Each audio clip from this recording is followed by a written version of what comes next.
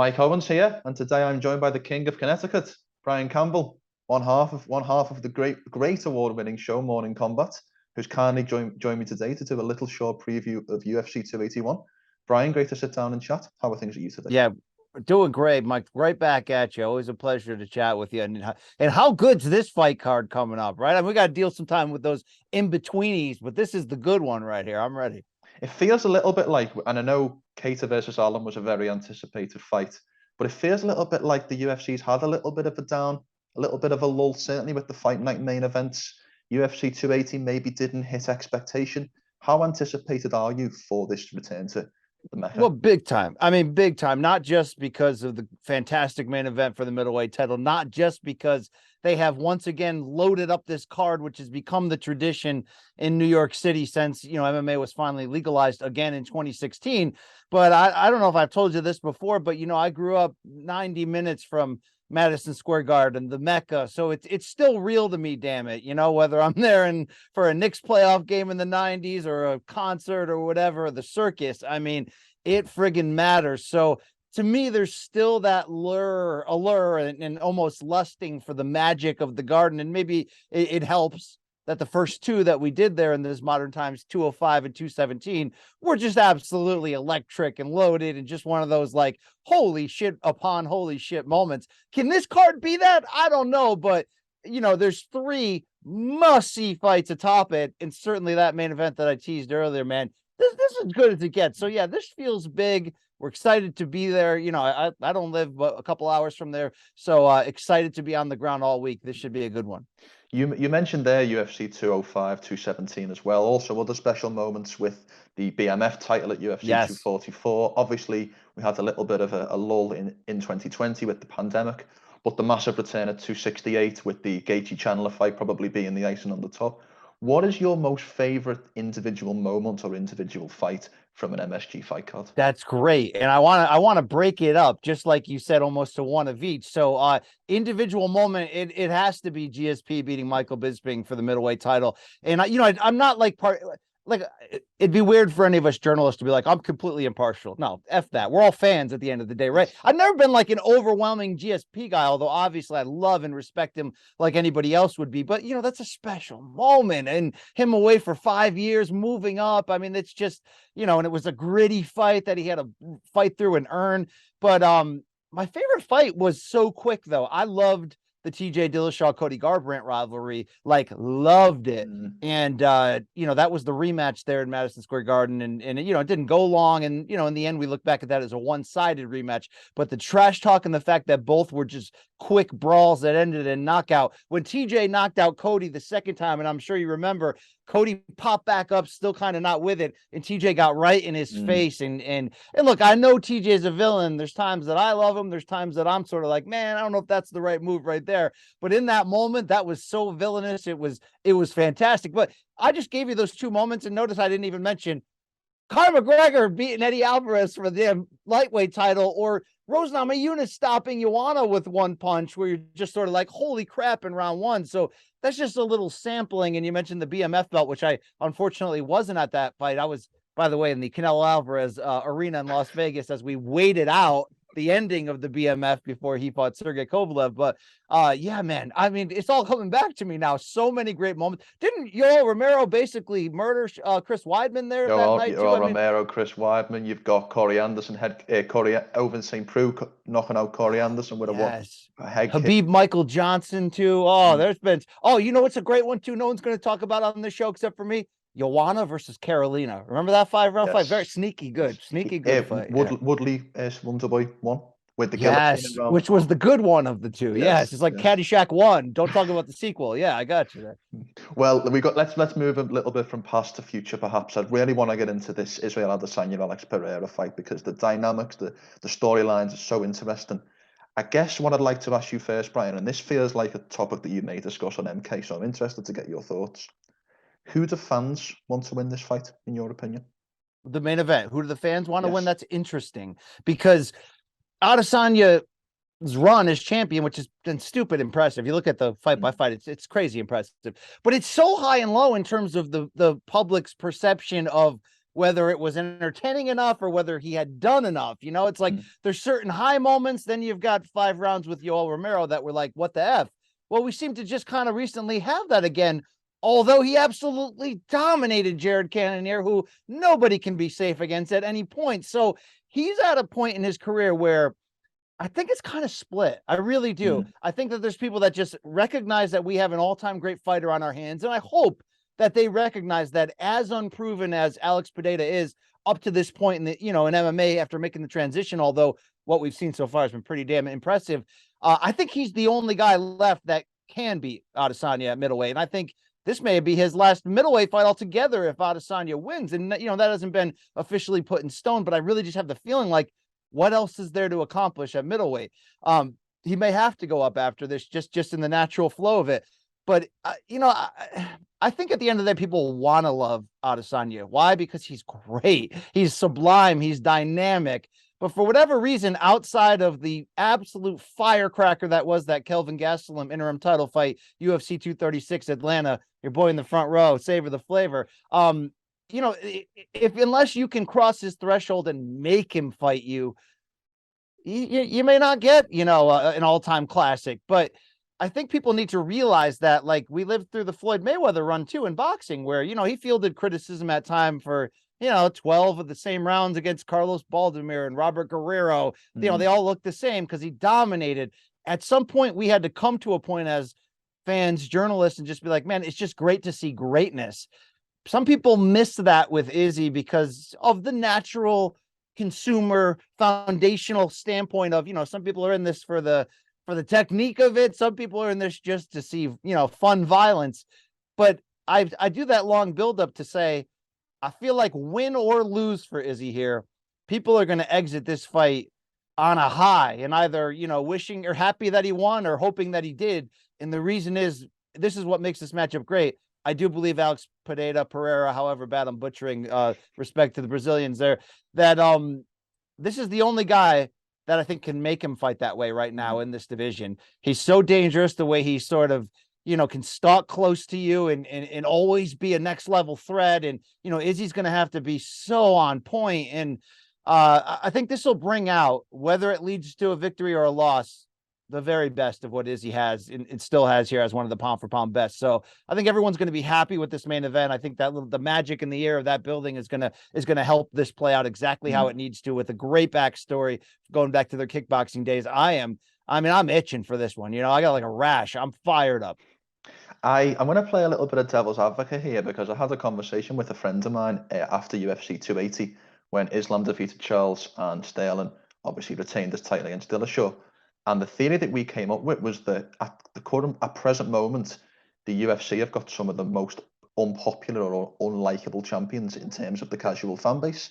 If you think about Sterling, you think about Makhachev, Leon Edwards maybe doesn't have the popularity that he maybe warrants, and all the various others. I'd like to know, in your opinion, who is the most popular UFC champion in the fans' eyes? That's a great question. Right now, who is? I mean, it's always hard to answer that because the turnover is so ongoing all the time because of the evolution, because of how many ways there is to lose at the highest level, and how hard it is to keep that title. I don't know. I feel like Alexander Volkanovski's coming around. Certainly not a marketing sensation, but he's your pound for pound king. People are starting to see the full body of him and really appreciate him. But is he a beloved like a Max Holloway used to be? No, he's not. Same thing with Valentina Shevchenko. So beloved from the standpoint of respect, but is she loved on that level? Who is it? I mean, is this a trick question? Are you setting me up here? I mean, people seem to love Francis Ngannou for how he put his middle finger up and fought through and beat the man, and then also beat Cyril Gane on the same night to be able to win the title back and be in this situation with his contract. But, fresh off the top of my head, I mean, is there an obvious person? I think the only two, in my opinion, the only two options would be maybe Ngannou or indeed Adesanya, despite his because Figueiredo's a villain in a way. Aljo can't stop stepping into puddles, his fault or not. Yeah, that does make a lot of sense across the board. And Carla Esparza, who we love, did she really win that title? It was a weird ass fight. Yeah, great question, man. Look, all you what are they called? Liverpoolians? Scousers. Oh, we go right to Scouser. Yeah, forget that. Oh, yeah, Scousers. There you go. There it is, right there. Darren Till in the house. I love that. Yes. If we talk about Pereira, obviously 6-1 in MMA, but obviously a very credentialed and very long kickboxing career. What I'd like to know is how much of the intrigue with Alex Pereira is kind of the unknown, is kind of the fact that we know less of what than what we actually know. Oh, it's huge, and it's sweetened by the fact that he's the last guy to knock Israel Adesanya out, although it obviously came in a glory kickboxing match. And yeah, I mean, this is like the perfect storm that it kind of came to this point. We always knew once Pereira joined UFC and, moved his training camp in with Glover Teixeira in Connecticut and really was going full time after this, that this is a possibility. But I'm very happy considering really the ages of both fighters. Like Izzy's not young per se anymore either, that Pereira got the right wins at the right time. And obviously he had the big one was the Sean Strickland fight that, there's no more time to waste. Let's make this fight right now. That's the best, sometimes it's weird. Especially in the UFC where we tend to, especially compared to boxing, UFC as fans, we get what we want. At the end of the day, we get what we want. And that's the secret sauce, right? We all want fighter pay and equal rights for everybody. We also want great fights, and we get that all the time. So what happens is we get spoiled and we start to complain. And sometimes we focus too much upon, well, hey, I'm used to getting what I want here. And this fighter who I would like a lot, he's, riding a 10 fight win streak. How the hell is he not next for the title? And sometimes, matchups can happen and we can get caught up on our high horse. But what is the most fun in terms of the anticipation of a fight? Well, number one, if it's a trash talk, Khabib versus Conor, but that's rare, especially rare when it feels real. Yeah. And obviously a great fight transcends anything in terms of stakes, but it's when we don't have the key answers to the questions we're looking for, which is why Sean O'Malley being allowed, for example, at bantamweight to kind of cut the line with his disputed win over Petr Yan. You may not love it, but you're damn well going to be intrigued whether you're cheering for him to win or get knocked out, to answer those questions. That's the best thing, is when we don't know. Yeah. And what we're looking for is what we don't know. In that regard, Pereira could go out there and just fall into the technical spider web that Izzy spins. And at this level, we find out that he's really good, but he's not great, and he's not going to beat an all-time great.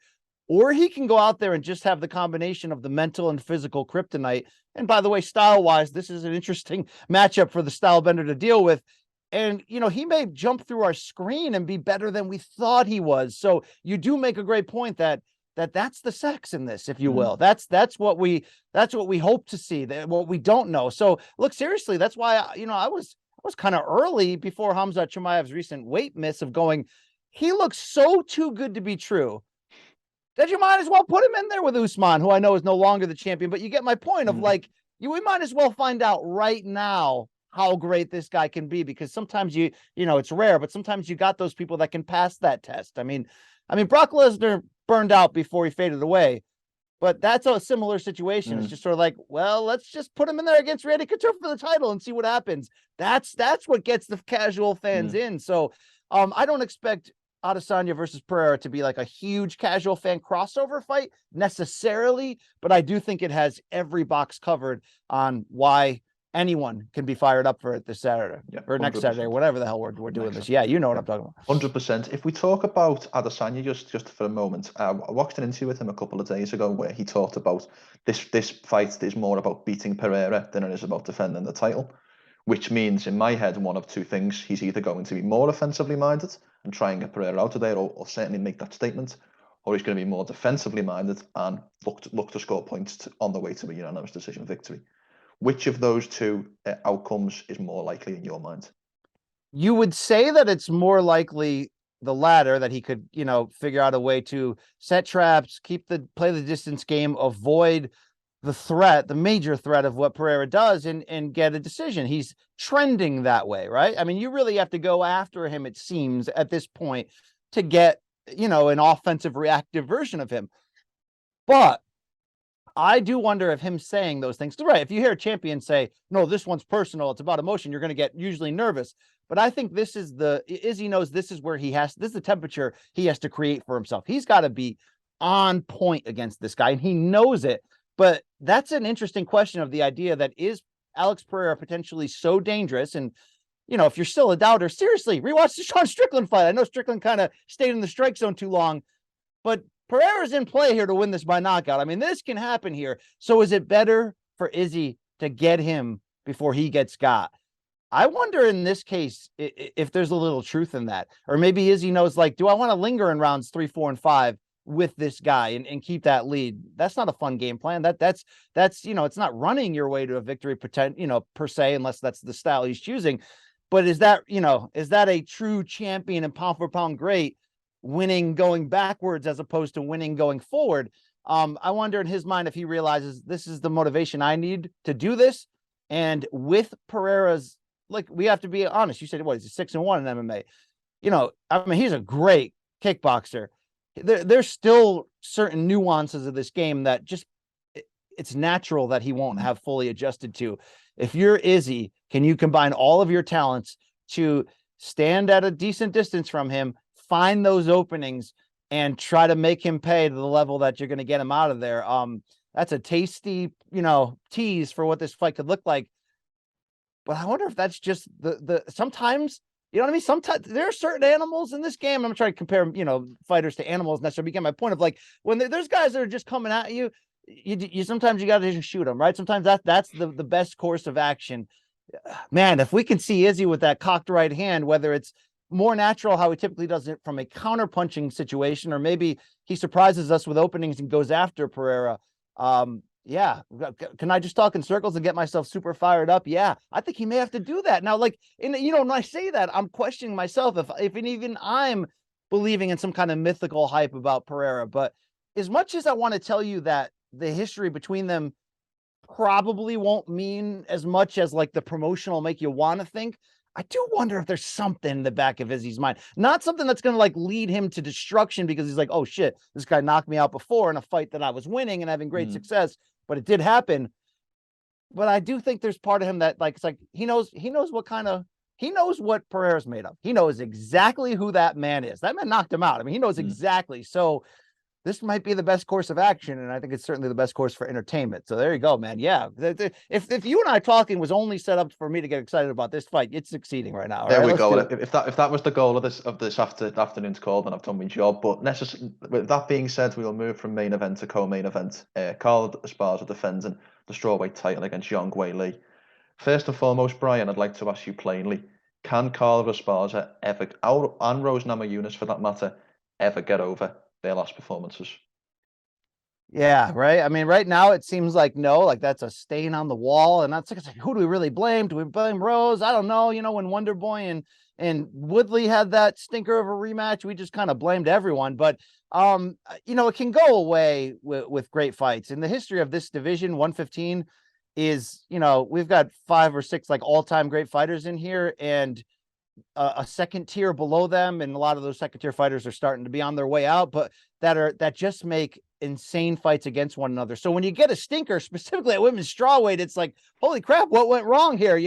I got a feeling this Esparza Zhang Weili fight could sneak up on us. There really isn't a lot of build toward it. I think that's obvious. Neither are talkers, more or less, or self-promoters. Obviously, the way Carla won against Rose, it's like such a great story for Carla to be the inaugural champion. And it's not that she became, average or journeywoman or journeyman, but I mean, she suffered some losses, but it's like she never quite had that spark that she originally had as the division evolved quickly around her and sometimes ahead of her.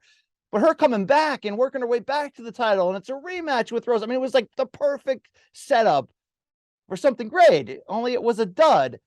But while that was happening, Zhang Weili, who again also seems to be in this group of Joanna, Rose, I mean, you got to keep naming them, who've all fought each other 2 or 3 times, Andrade, and have just made insanely fun fights for us.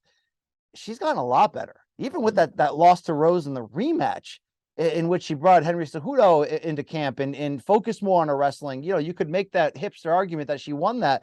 But since then, in the rematch with Joanna, she just looks like a next level, redetermined type of fighter here, who's at the peak of her physical and mental primes and is willing to, what's the history of Zhang Weili? She's willing to do what it takes.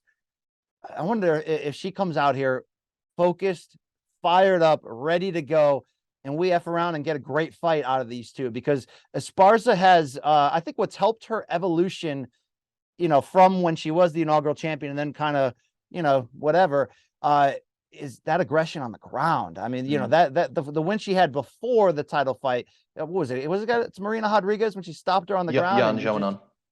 And you're just like, whoa, you have this, Carla, I didn't know you had this speed. I didn't know it was in you, so that Rose fight was just weird. It was just weird. And they both played ball to some degree in that, but this can only be different. And, we had a debate this week on Morning Combat of there's so many great contenders and Marina Rodriguez is fighting again, and who knows, she could secure a title shot. But Rose is a classic brand in this game, and she's a 2-time champion, and they just put a documentary out on her. And whoever wins this fight, Carla versus Zhang Weili, would set up a trilogy with Rose that you wouldn't turn it down, right? You wouldn't, even with how weird that second Rose Carla one was. So as always, there's a lot to be excited about in this division, and I do believe that look, every preview show they're going to talk about this fight quickly. It's going to be like, hey, how quickly can we talk about Chandler and Poirier now? Don't sleep, okay? Till Brooklyn on this fight. I'm telling you, it's coming on. But I say that about every women's strawweight fight, so just take that with 2 cents. Of course. And with that being said, I would love to move to Poirier versus Chandler. So you've just predicted where I was going to move to next. What I would like to do, Brian, is I would like to pose a scenario to you. I give you a call tomorrow and I say, Brian, I've just got back from the future, and on Sunday, the 13th of November, Poirier Chandler ends in first round knockout.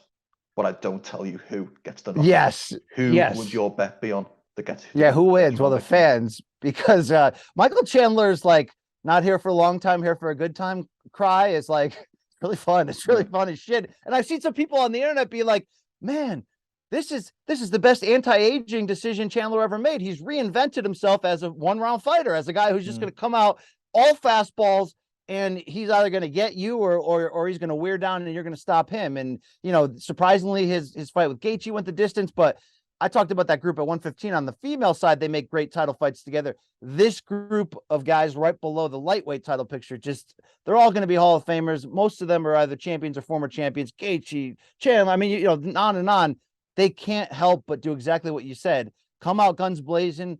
And considering both Chandler and Poirier, for much as we love them, they are aging. Yeah, first round knockout, second round stoppage. This is in play. Who's most likely to get it, though?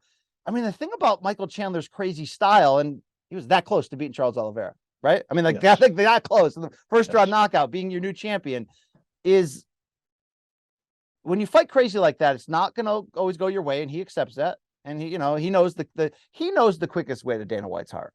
He knows the expressway, and he takes it. He drives that often.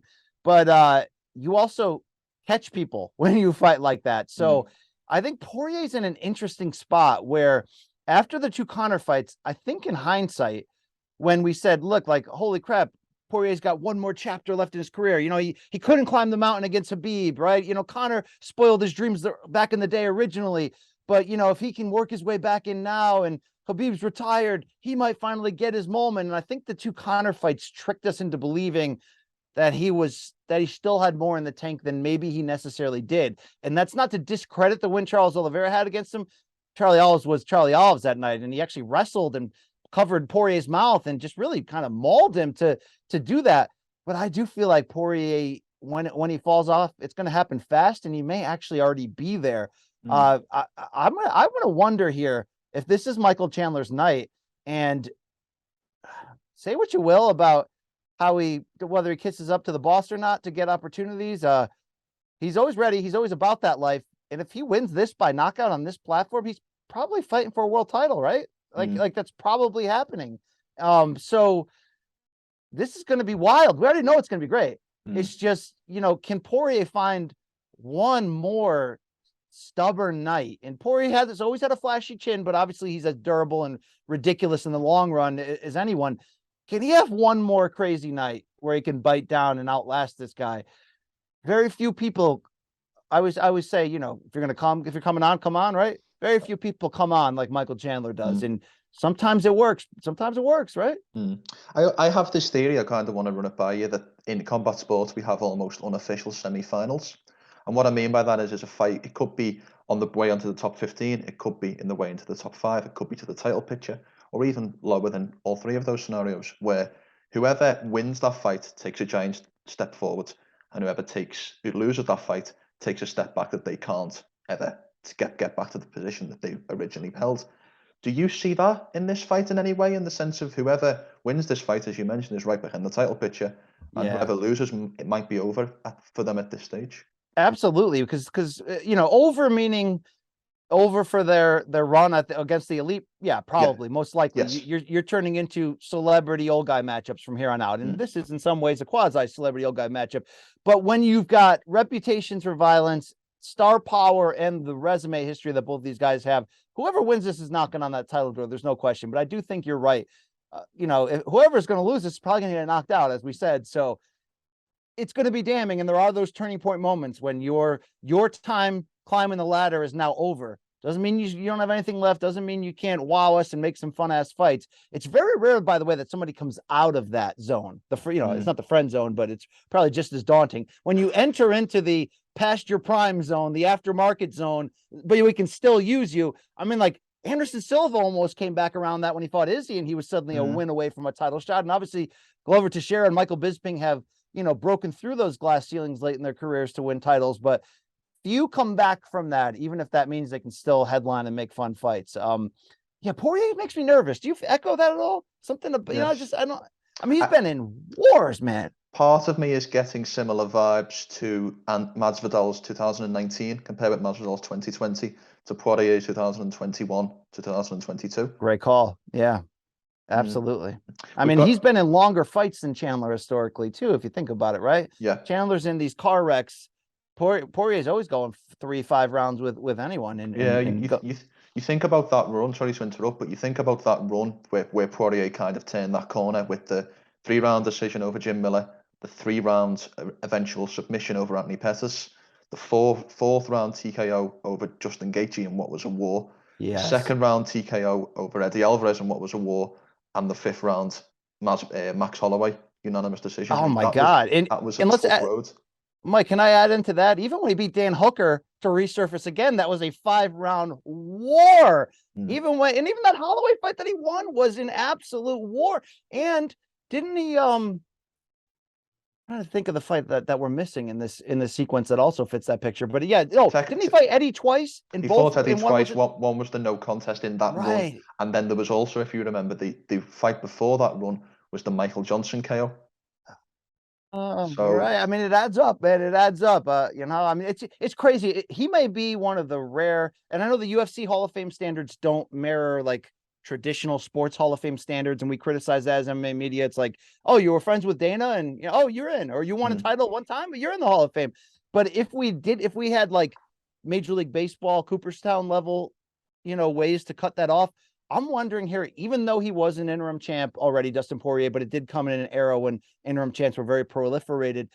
He may be one of the only guys where you're like, okay, if he never wins an actual UFC championship, or, and he was never in Bellator, Strikeforce, or Pride or whatever, to me, he's still, maybe not first ballot, I guess, if there was an equivalent of that in MMA, but he's a Hall of Famer. I mean, he's fought everybody, and he's come up for air on the title level a couple times, and just, it's rare though, right? We usually try to hold those standards and say, well, you never won a title, so we got to keep you out. I think he breaks that mold in a lot of ways. When Michael Bisping retired, I was 17. I'm now 23.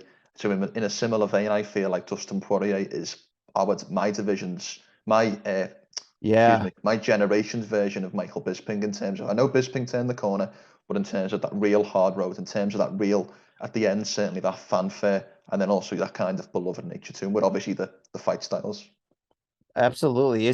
Would you like in UK MMA fandom, is he like the GOAT, Bisping? Is he like Elvis Presley? Is he like everything you'd ever want? Bisping has a natural sense of polarization to him, doesn't he? I think even people who love Bisping, a little part of them maybe doesn't like him. He's got that nature to him. Fair point. Yeah. With that being said, I don't think I think he crossed over to an extent. I don't think he was the poster boy in, say, the way a Paddy Pimblett or a Darren Till winning the world title could potentially be. Fair. That's a fair point. All right. Are people big Molly Meatball fans on there? We've got to talk about Molly Meatball. I would like to finish on Molly Meatball, because Molly Meatball Molly Mccann was born about 3 miles from my house where I come. No way. Yes. Another Scouser. Wow, you guys are taking over. Well, if you think about it, Brian, in terms of the MMA hotspot in the UK, it's England. It's Liverpool, excuse me. You've got Darren Till. You've got Tom Aspinall training out of a gym in Liverpool. You've got Paddy Pimblett. You've got Molly McCann. It's the place to be. I didn't think of all of those people being connected to Liverpool in that way. Wow. Okay. John, Paul, George, Ringo, and Meatball. There we go. I'm ready. All right. There was a time where there was 18 Englishmen in the UFC, and 8 of them were training out of Liverpool. If you included Mike Grundy, if you included Mark Diakese, Danny Hot Chocolate Roberts, and an 8th that I can't quite remember. Wow. All right. I like this history lesson here on the UK. Thank you. But nevertheless, we've got to talk about Molly McCann, who currently on Best Fight Odds is the biggest underdog on the card. Yes. Erin Blanchfield. Is this the UFC cashing out on Meatball Molly a little bit? I don't want to say cashing out, because I tend to save that for when you're putting them in a fight they're not expected to win, but it's against a big star and it's a big deal. This is a good ass fight, but it's more of a hardcore fight. It's it's placed into an already loaded card. But look, it's New York's Madison Square Garden, so I'm not trying to underplay the foundation and the potential fanfare, but it's not like she's in the main event in London, right? And so I also consider a cash out when somebody finally gets a championship opportunity. And you're like, well, I don't think they're going to win this, but this is their moment. Let's go for it. On a smaller scale, this is Molly's moment, not to make or break her career, but for right now in this early run to really kind of stamp and define which side of that line she's on, meaning fun, entertaining fighter who can, pull a big violent win out of her ass. And let's give her credit. These wins have been destructive and there's been surprising, because I think the first cup of coffee in the UFC, she didn't have that spark to her on this level inside the cage. But this is a tough out. And, Erin Blanchfield went in there in a similar-ish type of fight with Miranda Maverick and just shut the door on her, just handled her. She's great on the ground. She's got a nasty edge to her. It's not an unwinnable fight by Molly, but this is a heat check, as they say in basketball. All right, let's see how much fairy dust and magic, we can't deny it. Conor McGregor had some magic following him. You know what I mean? Conor McGregor's great too. So I'm not going to put him in like a Tim Tebow, Jeremy Lin, how did that happen category, but there was some magic and momentum behind him. Molly has created her own. Is it enough to win here and stop Erin Blanchfield? The pure MMA fan in me is like, no, bro. But I'll be honest, I've doubted Molly along the way. Sometimes, she's on the screen a little too much, and celebrates like she won the World Series or the UFC Championship when really she's there cheering on a teammate. But it's gotten her opportunities. The Barstool folks are with her, ride or die. So shout out to her ability to capitalize on a moment, create a great character, and by the way, be a good fighter. But yeah, I got questions that she can only answer here against Erin Blanchfield. So this should be a good one. Regardless, I think when you get back-to-back spinning elbow knockouts in the UFC, especially in the women's divisions, I think Molly has cemented herself in MMA history to a certain extent, especially over here. Nevertheless, as you mentioned, there are questions to be answered. Oh, indeed. But I mean, can you get too much Molly at one time? I mean, not in Liverpool, right? They want more Molly. 100%. Okay. Well, Brian, it was a great time to catch up. I really do appreciate the time and to get some of your knowledge on this fantastic event.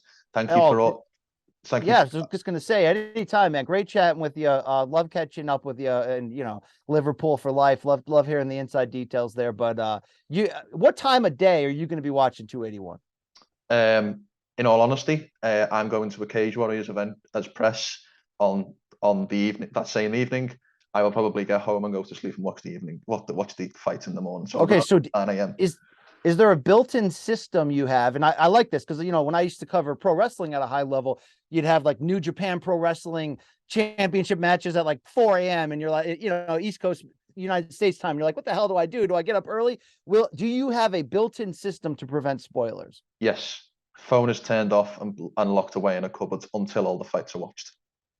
So the event is recorded and the phone goes in the cupboard on the Saturday night and is not opened until mid to late. I like that. Afternoon. All right, that's commitment. That's protection right there, because there's nothing better than watching something you don't know. I remember I used to work weekend mornings at ESPN, and I'd come in having not seen the big fight the night before. I'm like, nobody mention it. Nobody turn the TV on. I've got to watch it right now with the headphones on. I watched Brock versus Kane that way, and that was a heartbreaker. Brock had a great beard that night. He wasted it. That's all right, but free Kane just the same. Yeah. Nevertheless, Brian, congratulations on all the success for you and Luke on MK. And if there's anything like to finish, sponsors you'd like to plug or anything like that, the floor is yours for the last words. I just want to thank all the great fans of Morning Combat, and if this, if you've listened to this because of that, thank you for always having our back. And Monday, Wednesday, Friday, 11 a.m. Eastern time on YouTube, the Morning Combat channel. Check it out. There's not much else like it. And check it out before they fire us. So please watch it while it's hot. All right. Thank you very much. Make sure to subscribe to the LowKick MMA YouTube channel for all the latest news, event previews, and interviews with some of the biggest stars in MMA.